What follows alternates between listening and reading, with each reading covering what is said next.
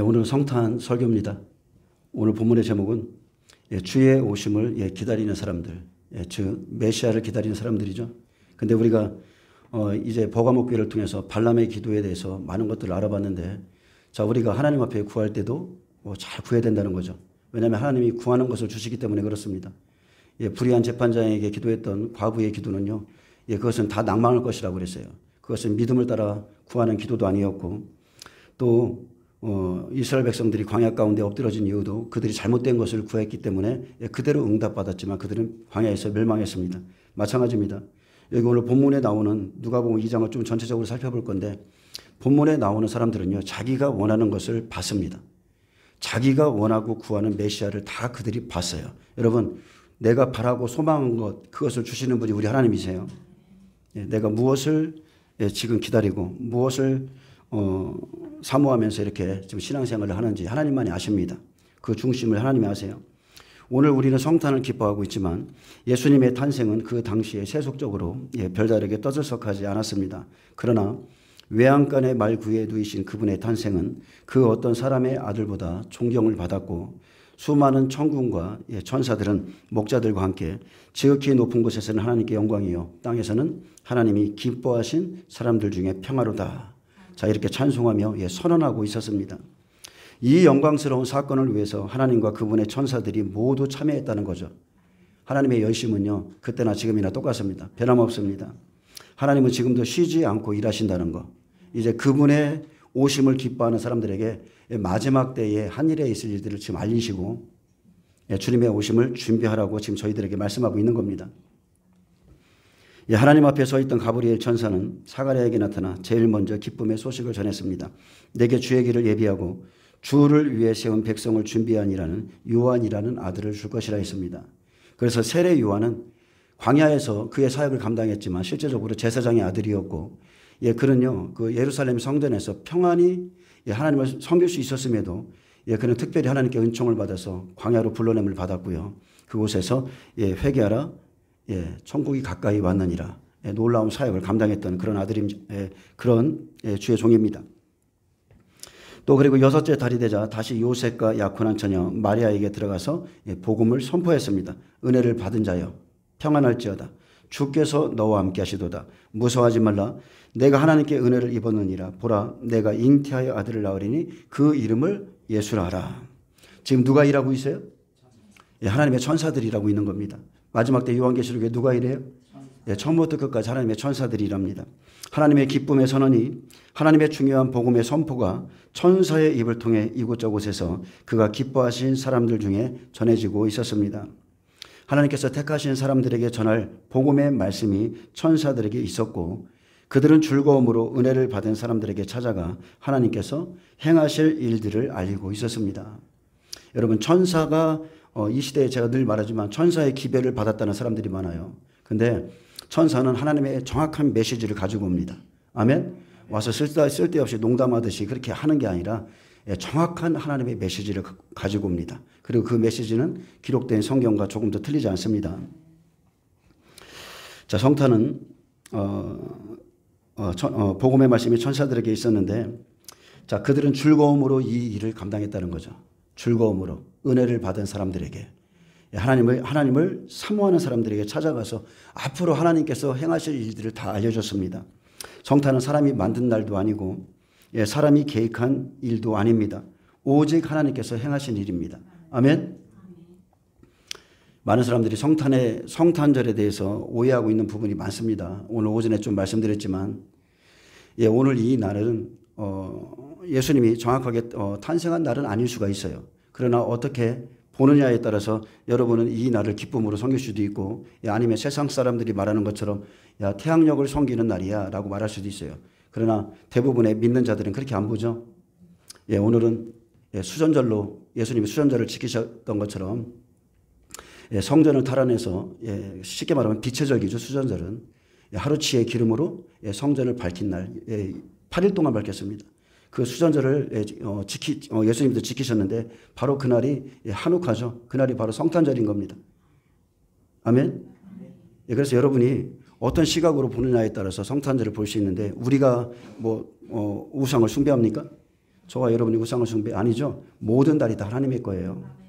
모든 날이 다 하나님의 것인데 사탄이 쓴다고 해서 우리가 그런 말을 한다고 해서 우리가 물러설 이유는 없는 겁니다. 그리고 정확하게 예수님의 탄생일은요. 사가랴를 통해서 말씀했지만 아비야 반열이죠. 사가랴 제사장 아비야 반열이에요.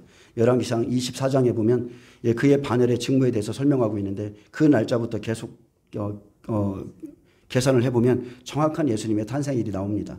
그런데 하나님이 숨기신 것을 우리가 들춰내서 말할 필요도 없고 그것을 갖다가 귀하게 어떤 날이 기다 아니다 그러면서 그렇게 할 필요가 없어요. 중요한 것은 예수님이 이 땅에 오셨다는 거예요. 아멘. 예수님이 이 땅에 오셔서 누구든지 예수 그리스도의 복음을 받고 그죠? 말씀이 육신이 되어 우리 안에 잉태하면 그날이 성탄절인 겁니다. 아멘. 날마다 성탄인 거예요. 오늘 또 말씀을 받아들이고 말씀을 잉태하면 그날이 성탄인 거예요.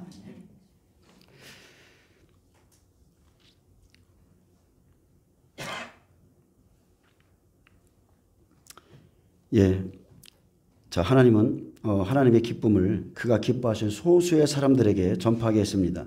하나님의 아들이 이 땅에 임하실 때에 천사들이 분주하게 움직였고 하나님의 능력이 이 땅에 드러나고 있었습니다. 이 기쁨의 소식은 들판에서 밤새도록 자기 양떼를 지키던 목자들에게도 전해졌습니다. 그들은 날마다 성실히 그렇게 하고 있었고 삶의 현장에서 깨어있던 목자들이었습니다. 수많은 사람들과 수많은 목자들 중에서 그들만이 은혜를 입었고 메시아의 오심에 대해서 그리고 예수님의 탄생에 대한 계시를 받고 있었습니다. 누군가는 계시를 받고 누군가에게는 계시가 임하지 않습니다. 400년이 넘도록 흑암 중에 있었던 그 시대에 한밤중에 깨어서 아침이 밝아오기까지 양떼를 지키던 목자들에게 하나님 나라의 시작을 알리는 선언을 하신 겁니다. 이들은 사나운 약탈자로부터 양들을 보호하기 위해서 밤중에도 힘겨운 생활을 해야 했던 사람들이었고 그 당시 사회에서 주목받던 사람도 아니었습니다. 하지만 하나님은 그런 낮고 약한 자들을 들어서 역사의 구원의 증인으로 삼았습니다. 그래서 성경은 무명한 자 같고 가난한 자 같고 아무것도 없어 보이던 사람들이었지만 하나님은 약한 자들을 들어서 강한 자들을 부끄럽게 하시고 가난한 자들을 들어서 부끄럽게 하시려고 그 날의 증인으로 밤새워서 양떼를 지키던 목자들을 선택했습니다. 아멘. 여기에는 굉장한 의미가 있는 거죠. 이 시대도 마찬가지입니다.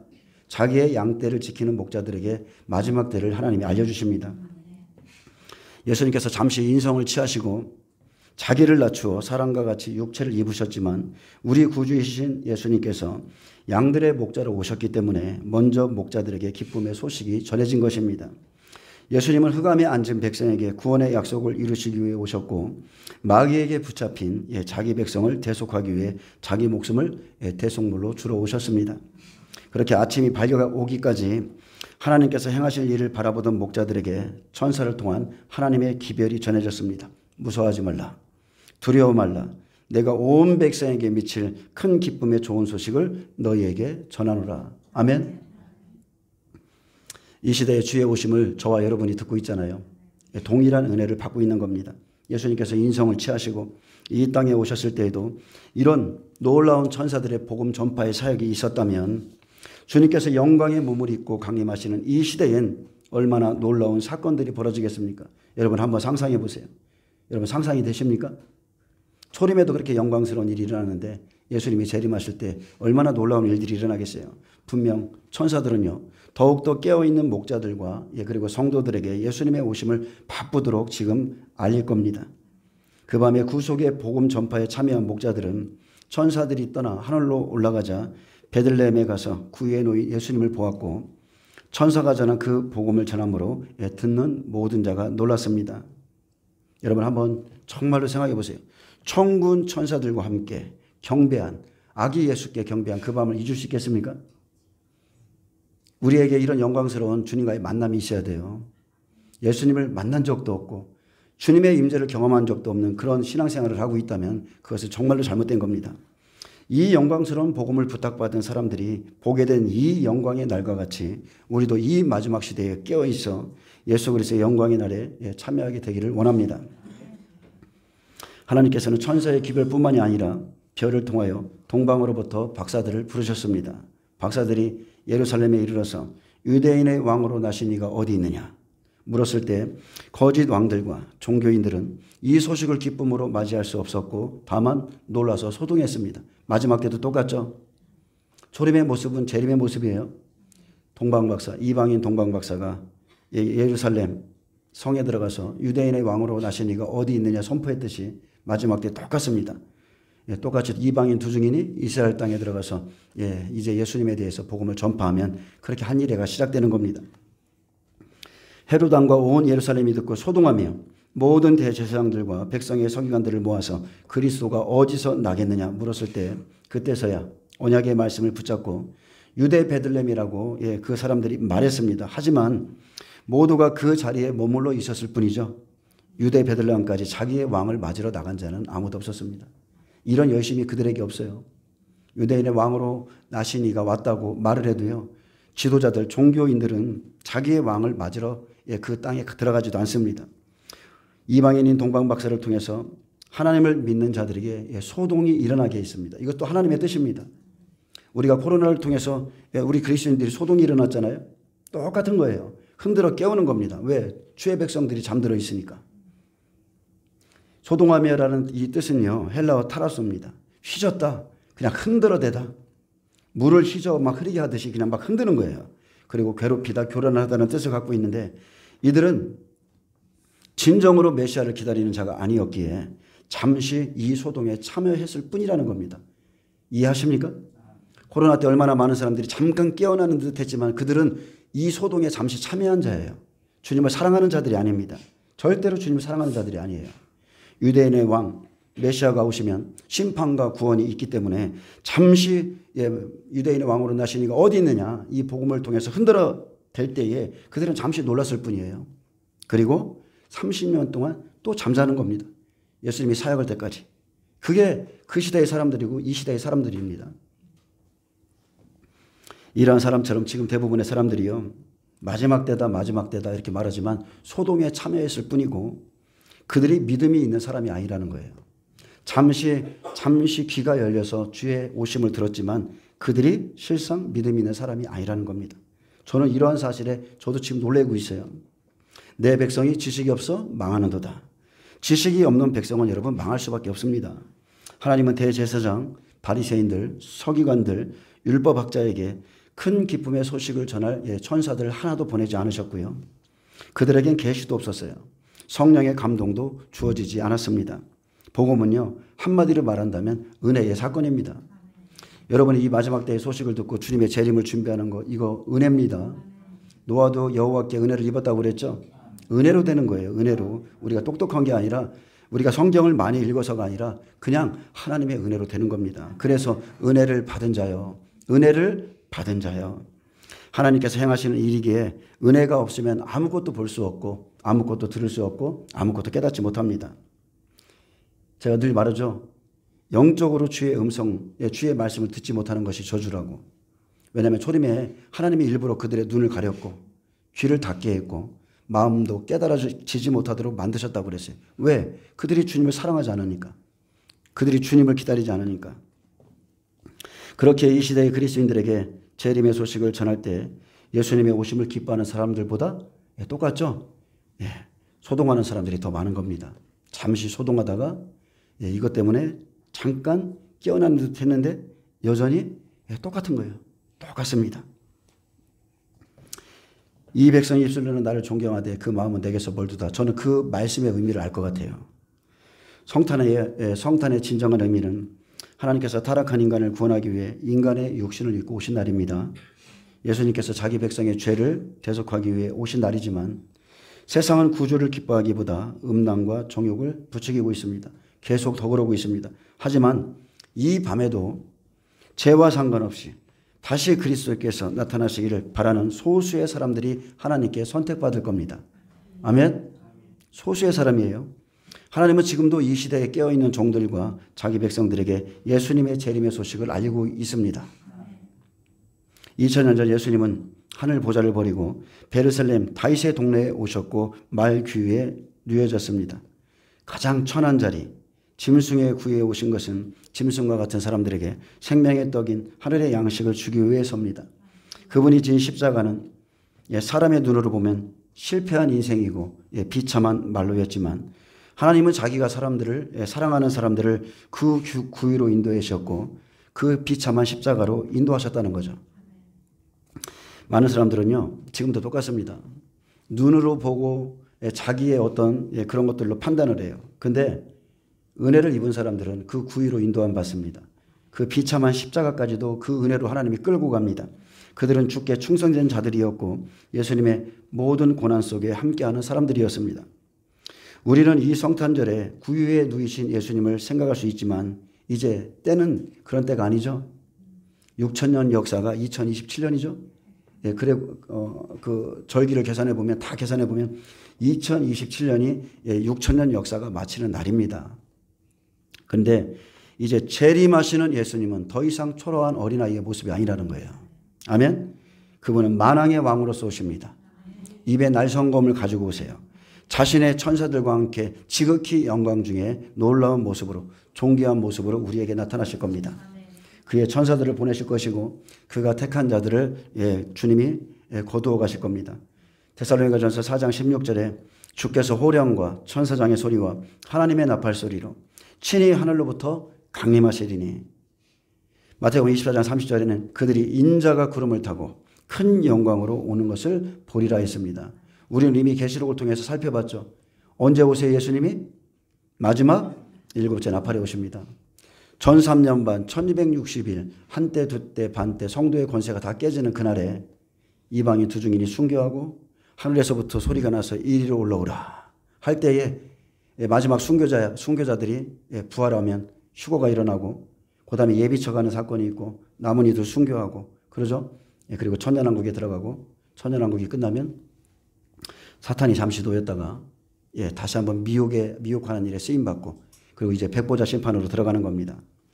그래서 우리가 이 시대에 예수님의 재림의 징조를 이스라엘을 통해서 보고 있고 지금 러시아의 전쟁을 통해서 보고 있죠. 곡과 마곡 전쟁이 지금 이제 앞으로 어떻게 될지 모르겠지만 모든 조짐은 다 보고 있어요. 여러분 명심하세요. 다시 오실 예수님은 구유에 놓이신 초라한 아이가 아닙니다. 마리아의 품 안에 있는 그 어린아이 아니에요. 예수님은 만왕의 왕이십니다. 그분은 만주해 주세요. 그의 천사들과 함께 영광 중에 나타나십니다. 자기의 신부들을 데리러 오시는 거예요. 요한복음 3장 16절에는 하나님이 세상을 이처럼 사랑하사 독생자를 주셨으니 이는 그를 믿는 자마다 멸망하지 않고 영원한 생명을 영생을 얻게 하려 하심이라. 하나님이 그 아들을 세상에 보내심은 세상을 심판하시려는 것이 아니라 그로 말미암아 세상이 구원을 받게 하려 하심이라. 그를 믿는 자는 심판을 받지 아니하는 것이요. 그래서 하나님께서 우리에게 독생자를 주셨죠. 그분의 이름은 예수입니다. 예수의 이름은 자기 백성을 그들의 죄에서 구원할 구원자라고 기록되어 있습니다. 아멘. 예수님은 심판이 아니라 우리로 하여금 구원을 받게 하러 오셨습니다. 로마서 10장 9절에도 내가 만일 내 입으로 예수를 주로 시인하며 자 마태복음 10장에서도 말씀했지만 여러분이 그냥 가볍게 예수를 나의 구주로 시인하면 여러분 어쨌든 간에 진심을 다해서면 구원받죠. 그러나 로마서에 나타난 이 예수는요 죽을 수밖에 없는 그 환경에서 예수를 주로 시인하는 거예요. 몸과 영혼을 능히 멸하시는 지옥에 멸하시는 이를 두려워라고 그랬죠. 마찬가지입니다. 마태복음은 마지막 대장인데 우리가 앞으로 내가 만일 내 입으로 예수를 주로 시인하며 또 하나님께서 그를 죽은 자 가운데 살리신 것을 내 마음에 믿으면 구원을 받으리라. 사람이 마음으로 믿어 의에 이르고 입으로 시인하여 구원에 이르느니라. 자 초림에는 이렇게 예수님의 이름을 시인하면 구원받습니다. 그러나 마지막 때는 다시 한번 사람들 앞에서 시인해야 돼요. 사람들과 그의 천사들 앞에서 예수님을 시인하는 자만이 하늘에 계신 내 아버지 앞에서 그를 시인해 줄 거라고 그랬죠. 마지막 때는 그렇습니다. 예수님 때 하나님의 성전에 수많은 사람들이 드나들었습니다. 지금도 마찬가지입니다. 교회에는 정말로 참 많은 사람들이 드나듭니다. 그렇다고 해서 모든 사람들이 그리스도의 사람이 아닙니다. 아니에요. 그리고 그렇다고 그 사람들이 메시아를 다 사모하거나 기다리는 것도 아닙니다. 그리고 그들이 다 메시아가 오실 것이란 계시를 받는 것도 아니에요.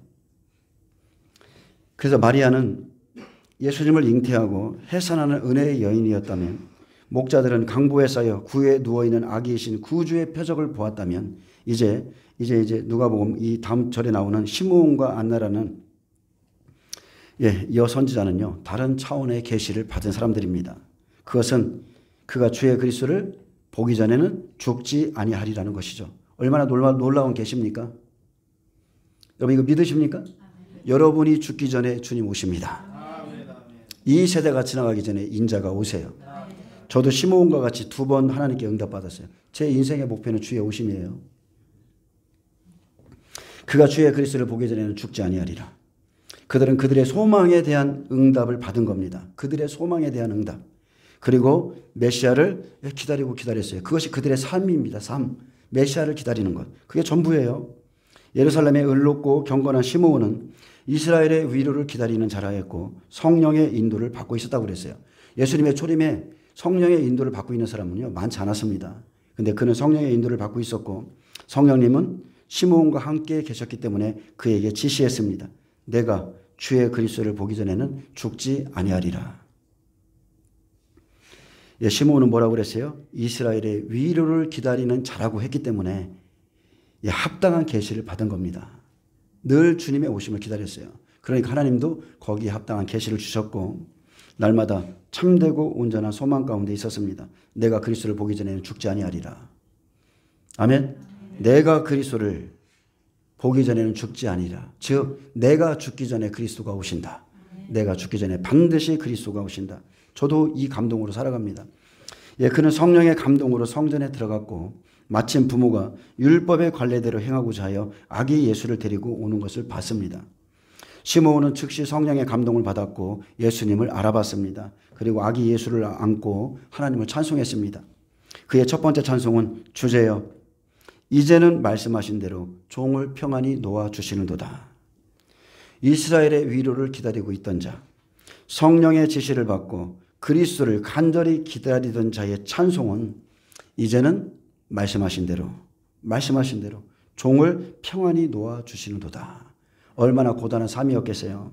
그는 메시아를 기다리고 있었는데 성령의 지시를 받고 이 땅에 오신 메시아를 눈으로 보고 증거해야 되는 목적과 사명을 가지고 살았기에 그는 평생 그리스도를 기다리며 보기를 갈망하고 있었습니다. 그의 사명은요 이런 것이에요. 그래서 그가 사명 가운데 있었기에 그의 목숨은 지켜졌고 메시아를 본 그의 고백은 이제 내가 평안히 죽을 수 있게 되었다고 고백했습니다. 사명을 향한 시므온의 고단한 삶, 그리스도를 갈망하는 그의 눈, 그의 고백의 의미를 조금이라도 이해하기에 우리의 마음에 깊은 감동을 주는 겁니다. 아멘. 여러분도 동일하시죠? 동일한 마음을 갖고 있기 때문에 이분의 이 깊은 고백이 우리에게 와닿는 거예요.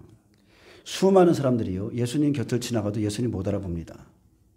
성령님이 지금 자기 옆에 계셔도 못 알아봐요. 수많은 사람들이 예수님 곁을 지나가도 메시아인 줄 알아보지 못했는데 아기 예수를 본 시므온의 고백은 그가 얼마나 메시아를 기다리고 소망했는지 알 수 있습니다. 내 눈이 주의 구원을 보았다. 그는 예수님을 메시아로 바로 알아차렸고 예수님을 그토록 기다려온 구원자로 인식했습니다. 그리고 이 구원은 유대인뿐만이 아니라 만민 앞에 예비하신 것이라 했습니다. 내 눈이 주의 구원을 보았다. 그리고 이 아기는 이방을 비추는 빛이요 주의 백성 이스라엘의 영광이라 했습니다. 오늘 전 세계 만민들이 성탄을 기뻐하는 것은 그리스도를 통한 구원은 유대인들뿐만이 아니라 이방인들에게도 미치는 범세계적인 것이기 때문입니다. 주님은 아까 만민 가운데서 그 찬양 불렀는데 만민 가운데서 경배받기에 합당하신 분입니다. 하나님은 유대인뿐 아니라 이방인들 모든 만민의 구속자로 예수님을 보내셨습니다. 내가 그리스도를 보기 전에는 죽지 아니하리라. 시므온에게 임한 이 은혜의 소망이 저와 여러분의 것이 되기를 원합니다.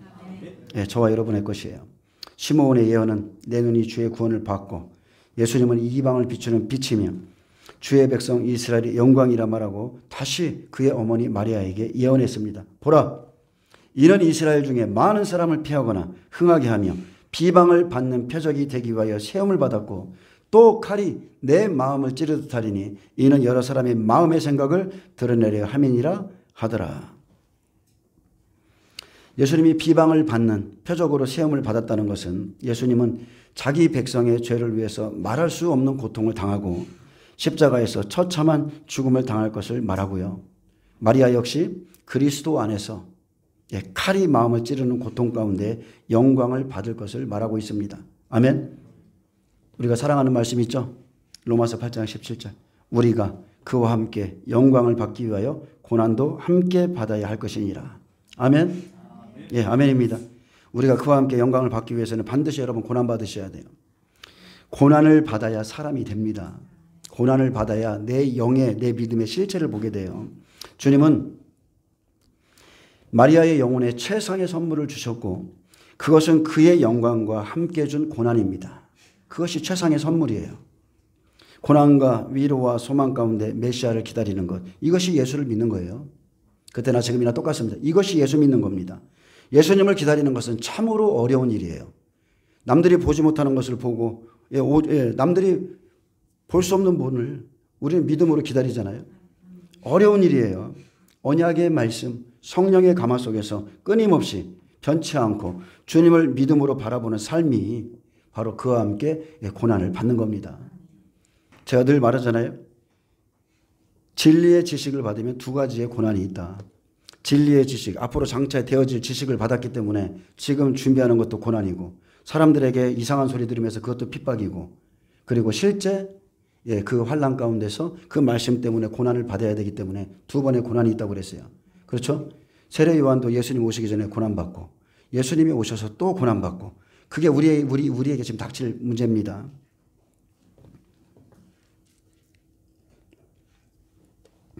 또 아기 예수님을 즉시 메시아로 알아본 여인이 있는데 그의 이름은 아셀 지파 바누엘의 딸 안나입니다. 부자와 나사로 비유해서 그랬죠. 부자같이 가치없는 그런 인생들. 예수님이 보시기에 가치없는 그런 바리새인 서기관들의 이름은 기록하지 않았어요. 근데 여기 생명 있는 사람들의 이름은 다 기록해 놓으셨죠.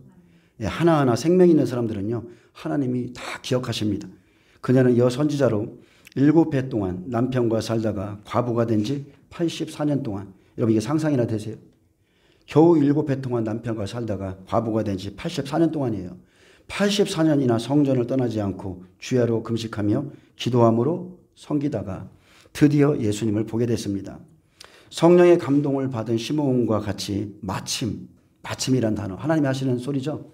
일입니다. 마침 이때에 나와서 구속주이신 예수님을 만났고 예수님을 이 땅에 보내주신 하나님께 감사하며 이 소식을 모든 경건한 사람들에게 전함으로 기쁨을 함께 나눴습니다. 그녀는 누구에게 복음을 전했어요? 예루살렘의 속량을 바라는 모든 사람들에게 그랬어요. 하나님이 기뻐하신 사람들 똑같습니다. 예루살렘의 모든 속량을 바라는 사람들에게 아기 예수님을 전했다는 거죠. 이 시대 똑같아요, 여러분. 예수님을 사랑하는 자들이 마지막 때에 대한 계시를 받을 것이고 예수님을 우리의 몸의 속량을 영원한 그 몸의 속량을 바라는 자들이 그들이 또 복음을 받게 될 겁니다. 우리가요 이 마지막 시대에 쓰임 받는 것은 우리의 바람만큼입니다. 아멘. 우리의 바람만큼 쓰임 받는 거예요. 우리의 바람만큼 계시가 임하는 겁니다. 우리가 진정으로 메시아를 기다리고 속량을 바라는 사람들이라면 저들과 같은 계시를 명확히 받게 될 겁니다. 구약의 백성들도 명확하게 받았는데 성령 안에 있는 우리가 명확하게 못 받는다고요? 잘못된 거죠. 명확하게 받습니다. 내게 복음의 확실성이 없다면 아무것도 할 수 없어요. 내가 복음의 확실함이 없으면요 내 몸 하나 움직일 수 없고요. 그리고 복음에 대해서 말할 수도 없는 거예요. 받은 게 없기 때문에. 하나님의 말씀을 먹은 게 없기 때문에 말씀을 전할 수도 없고 내 몸이 따라가지도 않습니다. 그래서 여러분이 주님의 뜻을 행하고자 하신다면 복음을 먼저 받으시기를 축복합니다. 복음을 들으셔야 돼요. 완전한 복음을 들으셔야 돼요. 그리고 여러분 참고 인내하셔야 돼요. 여러분이 말씀을 받았다고 다 되는 게 아니라 말씀을 받으면 여러분에게 시험이 반드시 옵니다. 여러분의 믿음은 증거돼야 돼요. 하나님이 일부러 다 흔들어 보십니다. 여러분이 잘 알고 있을 겁니다. 위조 화폐를 감별하려면 어떻게 해요? 위조 화폐를 감별하려면 오직 진짜를 바라보게 하는 거예요. 계속 진짜만 바라보는 게 아닙니다. 그래서 진짜 화폐를 계속 바라보고 있는 것과 같이 진짜를 뚜렷이 알게 되면 가짜는 바로 보이죠. 말씀도 이와 같습니다. 복음도 이와 같아요. 마지막 시대 한 일에 대한 계시 7년 대환란이 시작되고 증거하는 거짓 목회자들이 지금 너무나 많습니다. 그리고 그것을 믿고 따르는 사람들이 있는데 만일 그분들이 정확한 하나님의 말씀을 취했다면 미혹에 넘어가지 않을 것입니다. 자기 속에 진리가 없기 때문에 유혹에 빠지고요. 사탄도 당할 자를 미혹하는 거예요. 그리고 그들이 하나님의 말씀을 버렸기 때문에 거짓 것이 믿어지게 하는 것. 이게 하나님의 뜻입니다. 진리의 말씀을 자꾸 줘도 버려요. 그러니까 거짓 것이 믿어지죠. 그게 어리석은 여자인 겁니다. 시므온과 안나처럼 의롭고 경건하여 이스라엘의 위로를 기다리는 자에게 하나님은 지금도 자신을 계시합니다. 그들은 초림에도 성령의 인도와 지시를 받았고요. 그리고 여러분 그들의 삶을 보세요. 삶. 왜 이 사람들에게 이런 일이 생겼는가? 왜 이런 계시를 받는가? 목자들은 밤새도록 양떼를 지켰고요. 그죠? 이들은 성전을 떠나지 않았어요. 늘 예배 가운데 있었고 금식하며 기도함으로 하나님을 섬기는 자들이었다고 부릅니다. 아무에게나 이런 계시가 임하는 게 아니에요. 예루살렘의 속량 곧 죄사함을 바라는 자들이 영광의 주님을 본 것처럼 바울은 바랍니다. 히브리서 9장 28절에 구원에 이르게 하기 위하여 죄와 상관없이 자기를 바라는 자들에게 두 번째 나타나시리라. 아멘. 우리는 이 예수님을 기다립니다. 아멘. 초림에는 죄인을 구하러 오셨지만 다시 한번 두 번째 나타나시는 예수님은 의인을 구하러 오십니다. 오직 의인을 구하러 오세요. 그래서 저와 여러분은요. 시므온과 안나 같은 확고한 영성을 가지셔야 돼요. 아멘. 여러분이 성전 중심으로 살으셔야 되고 예배자가 되셔야 되며 여러분은 때로는 금식하고 때로는 기도함으로 인해서 하나님을 그렇게 섬기는 자가 되어야 된다는 소리입니다. 여러분 무엇보다요. 지금 정말 마지막 때입니다. 제가 여러분에게 당부하는 것은 준비된 사람이 되시길 바랍니다. 오직 준비된 사람. 영으로도 행실로도 준비된 사람. 그래서 확실한 목적을 가진 자만이 주님을 보게 될 겁니다. 초림에 하나님이 기뻐하신 사람들이 주의 오심에 대한 메시지를 보았고 주의 영광을 보았다면 우리도 마찬가지예요. 우리 눈으로 봅니다. 어떻게 보느냐. 어떻게 보느냐. 저는 그렇습니다. 순교함으로 주님을 보게 될 거라고 생각합니다. 제 자신이 순교함으로 영광의 주님을 볼 거라고 생각해요. 기도하겠습니다. 주님 감사합니다. 이제 주님이 올 때가 되셨기 때문에 이제 초림의 그 어린아이의 예수님이 아니라 다시 오실 만왕의 양을 모든 사람들이 바라보며 기다리게 하여 주옵소서. 영광의 주님, 천사들과 함께 영광 중에 불꽃 가운데 오시는 주님의 오심을 사모하게 하여 주옵소서. 감사하며 예수님의 이름으로 기도합니다.